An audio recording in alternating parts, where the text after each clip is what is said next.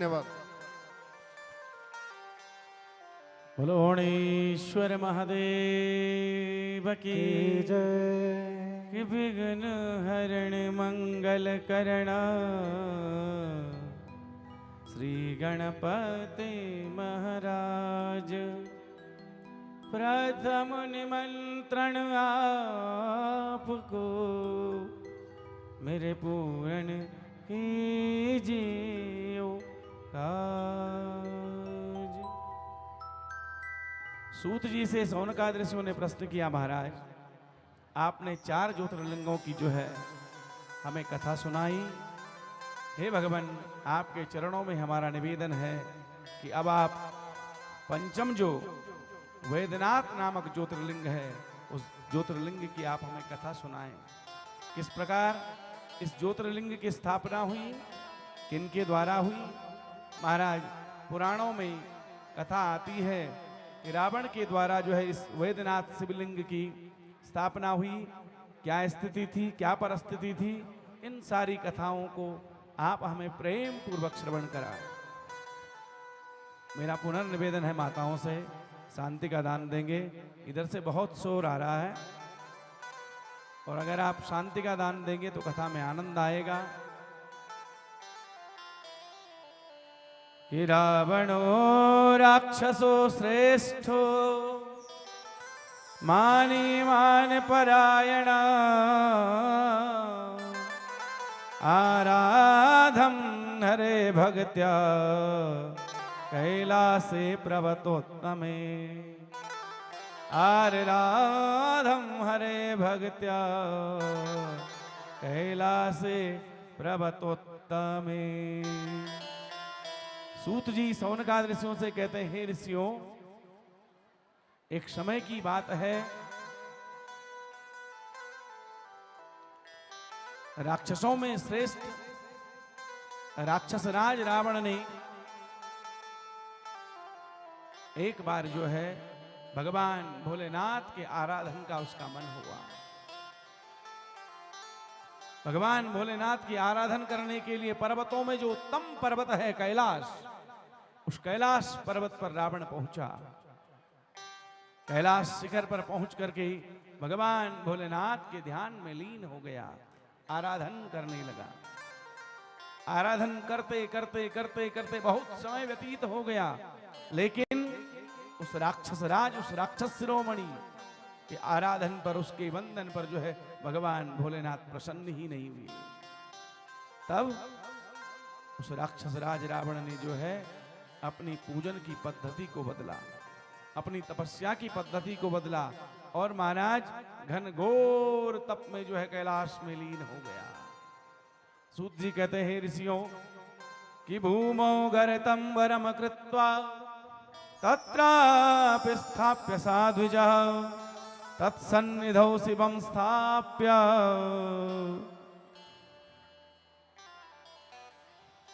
हवनं चचकार च।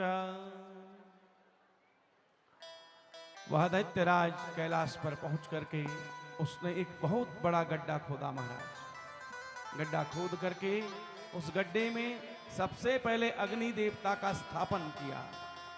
अग्नि देवता के स्थापन के बाद उसने उसी मृतिका से जो है एक शिवलिंग का निर्माण कराया और पार्थिव शिवलिंग को वहां स्थापना दी।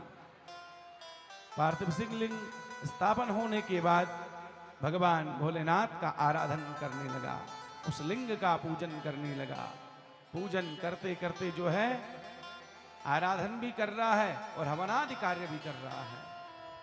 सूत जी कहते हैं, हे ऋषियों, ग्रीष्म काल जब आया तो ग्रीष्म काल में जो है इस राक्षस श्रेष्ठ रावण ने पंचाग्नि के तप के द्वारा जो है अपनी तपस्या को जारी रखा।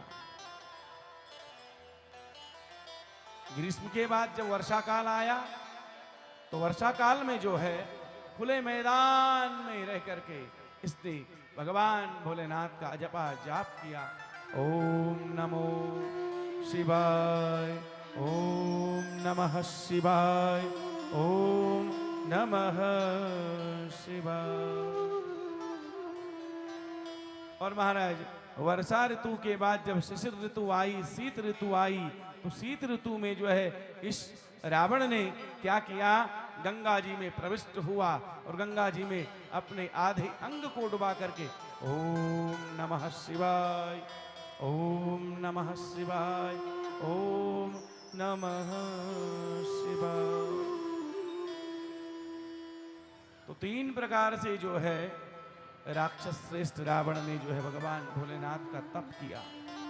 लेकिन महाराज 3 प्रकार से भी शरीर को तपाने के बाद भी सूत जी सौनका दृश्यों से लिखते हैं, चकारे वमहो तपो न प्रसन्ना दपहीनसी परमात्मा महेशानो दुराराध्यो दुरात्मभि, परमात्मा महेशानो दुराराध्य दुरात्मभि। बहुत काल तक जो है इस रावण ने तप किया महाराज, लेकिन तप के बाद क्या देखा कि इस दुष्टात्मा को जो है वो दुराराध्य जो भगवान भोलेनाथ है, वो शाम्ब सदाशिव जो है, वो शाम्ब सदाशिव प्रसन्न होकर के प्रकट नहीं हुई।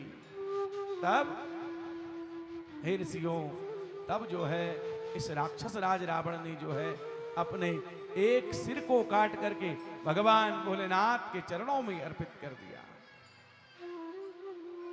लेकिन एक सिर कट जाने के बावजूद भी, अर्पण करने के बावजूद भी जो है शिवलिंग पर उस भोलेनाथ का, शाम्ब सदाशिव भगवान का जब दर्शन नहीं हुआ, तो तब यह पापी, यह दुष्ट, यह राक्षस राज रावण जो है अपने एक एक करके 9 सिरों को जो है काट करके भगवान भोलेनाथ की पिंडी पर चढ़ा चुका।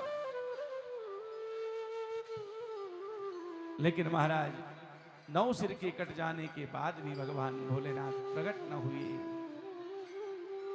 तो दैत्यराज ने, महाराज राक्षस श्रेष्ठ ने जो है अपने तप का एक ही मन में भाव किया, भाव ही प्रबल है।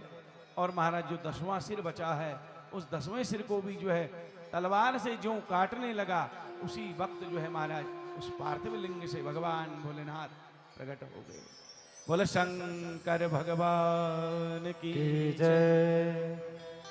भगवान ने प्रकट होते ही सर्वप्रथम जो है रावण के जो वो कटे हुए 9 सिर हैं, उनको यथावत पूर्व की तरह जोड़ करके शिरोभाग पर लगा दिया। इधर रावण ने जब देखा कि भगवान भोलेनाथ प्रसन्न होकर के दर्शन देने आए हैं, भगवान भोलेनाथ से अनुनय विनय करते हुए विनम्र भाव से कहने लगा, हे नाथ, मेरे मन में एक मनोरथ है, आपने सभी के मनोरथों को पूर्ण किया है, मेरे मनोरथ को भी आप पूर्ण करें। क्या मनोरथ है? बोले महाराज, मैं इस लिंग को जो है लेकर के लंका में जाना चाहता हूं, मैं लंका में जो है आपकी स्थापना करना चाहता हूं, आप प्रेरणा करें, आप मेरे मनोरथ को पूर्ण करें। आप औढ़रदानी है, आपके द्वार पर जो भी आया है वो कभी खाली नहीं गया। इसलिए हे नाथों के नाथ, आप इस दिव्य ज्योतिर्लिंग को ले जाने की मुझे आज्ञा करें। तब भगवान भोलेनाथ इस राक्षस श्रेष्ठ के वचनों को सुन करके कुछ देर विस्मित हो गए। धर्म संकट की स्थिति पैदा हो गई। कुछ काल व्यतीत होने के बाद भगवान भोलेनाथ ने एक सार्वगर्भित बात कही।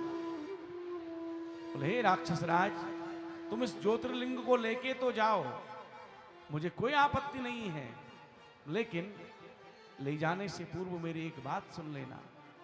इस लिंग को लिए तो जा रहे हो, लेकिन ये लिंग तुम्हें अविरल गति से जो है लंका ले जाना पड़ेगा। यदि कहीं भी विश्राम के लिए तुम रुक गए और रुक करके तुमने इस लिंग को कहीं धरती पर रख दिया, तो ये लिंग जो है वहीं जाकर के स्थापित हो जाएगा। रावण को अपने बल पर बहुत भरोसा था महाराज, पुरुषार्थ पर बहुत भरोसा था। अपने दोनों हाथों से लिंग को धारण कर लिया। पवन पुत्र की गति के समान जो है रावण अविरल गति से महाराज कैलाश से निकला। निकलते निकलते निकलते निकलते निकलते निकलते महाराज बिहार प्रदेश में पहुंचा, जहां भगवान वैजनाथ की भूमि है। वैजनाथ की भूमि में आते ही भगवान भोलेनाथ की माया से रावण ग्रसित हो गया। माया का प्रभाव ये हुआ, परिणाम ये हुआ महाराज कि रावण को जो है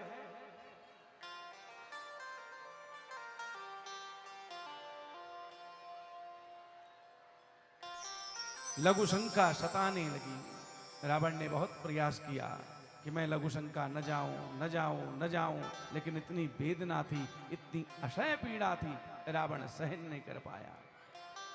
रावण विचार करने लगा, नाथ ने अविरल गति से चलने के लिए कहा है, यदि मैंने यही लघुशंका का त्याग नहीं किया, इस लिंग के साथ मैं यही समाप्त हो जाऊंगा, इस पीड़ा को मैं सहन नहीं कर सकता। तब उस ऐसे समय में रावण ने क्या देखा कि सामने से गोप चला आ रहा है। गोप की प्रार्थना की, विनती की, उसके चरणों में अनुनय विनय करते हुए कहा, बोले एक मुहूर्त तक तुम्हें जो है इस लिंग को धारण करना है, एक मुहूर्त बीतते ही मैं चला आऊंगा। लेकिन आज महाराज भगवान भोलेनाथ को कुछ और मंजूर था। भगवान भोलेनाथ की माया से जो है लघु शंका पर जब रावण गया महाराज, लघु शंका ही पूर्ण नहीं हुई। एक मुहूर्त का समय जब व्यतीत हुआ तो उस लिंग ने अपने भार को बढ़ाया, और भार इतना बढ़ा महाराज कि गोप जो है उसको धारण करने में सर्वथा असमर्थ होने लगा। तब गोप ने एक मुहूर्त का समय व्यतीत होने के बाद उस लिंग को ज्यों ही धरती पर रखा, वो लिंग वहीं जाकर के स्थापित हो गया। रावण आया, बहुत प्रयास किया, लेकिन लिंग हिला नहीं। हे ऋषियों, इस प्रकार जो है भगवान के उस पंचम ज्योतिर्लिंग, जिसको वैद्यनाथ के नाम से जाना जाता है, जो समस्त जनमानस के क्लेश आक्रांत को दूर करता है, जो जन कल्याण के लिए, जन भावना के लिए ही वहां प्रभु के रूप में स्थापित हुआ है। इस प्रकार उस वैद्यनाथ शिवलिंग की स्थापना हुई। बोलो वैद्यनाथ भगवान की जय। रावण घर आया, घर आकर के मंदोदरी ने पूछा, मंदोदरी को सारा वृतांत सुनाया। बोले देवी, कोशिश तो मैंने बहुत की कि लिंग को मैं लंका में ले आऊं, लेकिन भगवान की माया के आगे मेरा कोई जोर नहीं चला।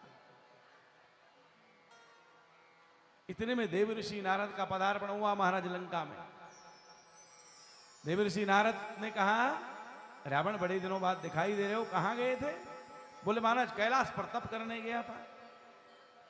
बोले कैलाश पर तप करने गया था? बोले हाँ महाराज। बोले क्या वरदान लेके आया है?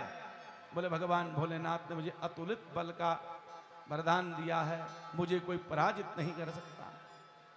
तो हास परिहास में देव ऋषि नारद कहने लगे, बोले भैया उस भोले के वरदान का कोई विश्वास नहीं है, भांग पी के पड़ा रहता है, आए दिन जो है सभी से झूठा ही वरदान देता है।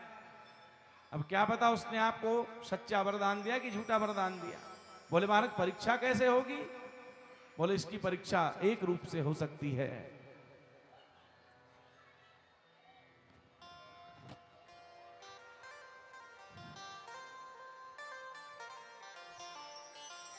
मेरी व्यासपीठ से हमारे प्राचार्य महोदय नैनवाल जी का अभिनंदन, स्वागत। आइए पुनर्कथा में प्रवेश करते हैं।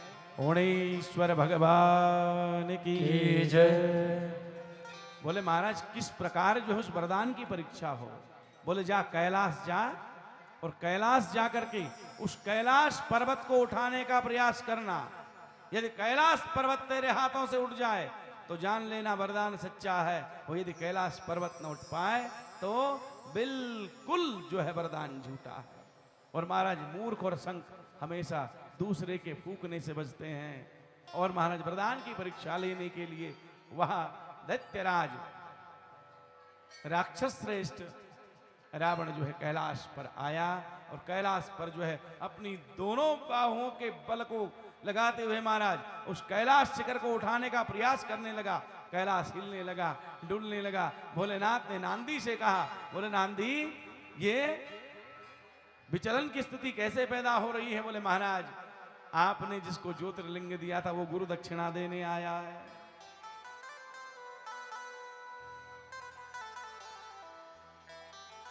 और महाराज तब भोलेनाथ ने जो है इस रावण को कहा, बोले रावण तेरा ये अहम, तेरा ये अहंकार, तेरा ये अभिमान अब ज्यादा दिन तक नहीं है। तेरे अभिमान को निराकरण के लिए, तेरे इस साम्राज्य को ध्वस्त करने के लिए भगवान विष्णु जो है राम के रूप में अवतरित होने वाले हैं। और महाराज इस प्रकार जो है पंचम भगवान के ज्योतिर्लिंग वैद्यनाथ की स्थापना हुई। बोलो वैद्यनाथ भगवान की जय। कि सौराष्ट्रे सोमनाथं च श्रीशैले मल्लिकार्जुनम उज्जयिन्यं महाकाल ओंकार ममलेश्वरम परल्यं वैद्यनाथं च डाकिन्या भीमशंकरम। अब महाराज सौनकादि ऋषियों ने